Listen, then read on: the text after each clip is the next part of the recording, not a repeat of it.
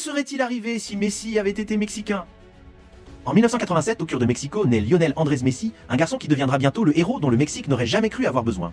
Depuis qu'il était petit, Léo passait ses après-midi à jouer au football dans les parcs de son quartier, où il surprenait tout le monde par son talent. À l'âge de 10 ans, un éclaireur de Cruz Azul le découvre lors d'un match improvisé.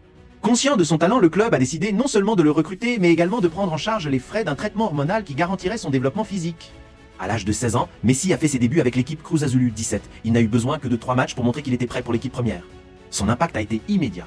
Lors de sa première saison complète, il a mené The Machine à remporter la Ligue, mettant fin à une sécheresse de plus de 2 décennies. L'année suivante, il réitère l'exploit, s'imposant comme le joyau du football mexicain. À l'âge de 19 ans, Messi a été appelé par Ricardo Lavolpe pour la Coupe du Monde 2006 en Allemagne. Cependant, l'entraîneur argentin a décidé de le garder sur le banc et le Mexique n'a pas réussi à dépasser les huitièmes de finale.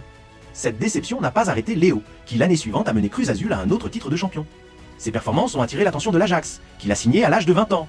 À l'Ajax, Messi a ébloui et après une saison spectaculaire, il a été signé par West Ham United. En Angleterre, il a battu tous les records, marquant 60 buts et fournissant 20 passes décisives en une seule saison. Son talent séduit le FC Barcelone, qui le recrute en 2009, la même année où Cristiano Ronaldo arrive au Real Madrid. Avec le Barça, Messi a remporté 3 Ligues des Champions 2009, 2011 et 2015 et a participé à une rivalité épique avec Cristiano. Mais sa carrière internationale avec le Mexique était tout aussi remarquable. Bien qu'il soit arrivé blessé lors de la Coupe du Monde de 2010 en Afrique du Sud, le Mexique a finalement atteint le 5e match en 2014 sous Miguel Herrera et a atteint la finale, s'inclinant face à l'Allemagne. Cependant, en 2018, Messi a mené El Tri au maximum de gloire, remportant la Coupe du Monde en Russie et s'imposant comme le meilleur joueur mexicain de l'histoire. En 2021, Messi s'est blessé en jouant contre Trinité et Tobago. Malgré son importance dans le club, Barcelone n'a pas renouvelé son contrat. C'est alors qu'il décide de revenir à ses racines. Cruz Azul, le club qui lui a toujours fait confiance.